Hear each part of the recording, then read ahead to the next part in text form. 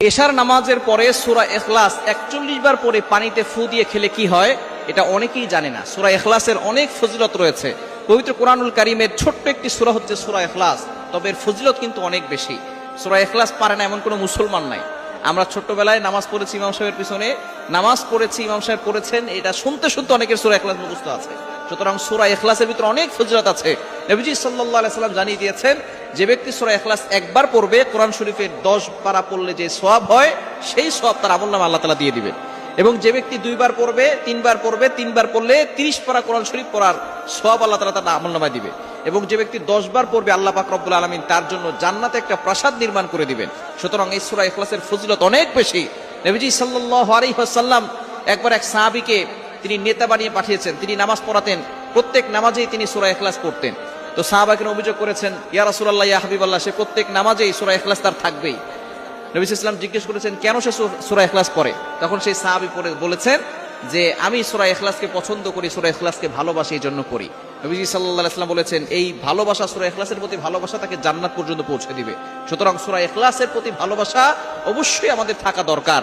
এবং এশারের নামাজের পরে সূরা ইখলাস যদি আপনি ৪১ বার পড়েন, বিসমিল্লাহ সহকারে পড়বেন, প্রথমে দুরূদ শরীফ পড়বেন, শেষে দুরূদ শরীফ পড়বেন, এই পানিটা পান করলে আল্লাহ পাক রব্বুল আলামিন আপনাকে সুস্থতার নিয়ামত দান করবেন, আপনাকে আল্লাহ তাআলা সুস্থ করে দিবেন। দ্বিতীয় নাম্বার হচ্ছে আল্লাহ তাআলা অভাব দূর করবেন। যদি সূরা ইখলাস আপনি ৪১ বার পরে পানিতে ফু দেন, ওই পানিটা পান করেন এবং একটু ঘরে ছিটিয়ে দেন, ওই ঘরের থেকে আল্লাহ তাআলা অভাব দূর করে দিবেন।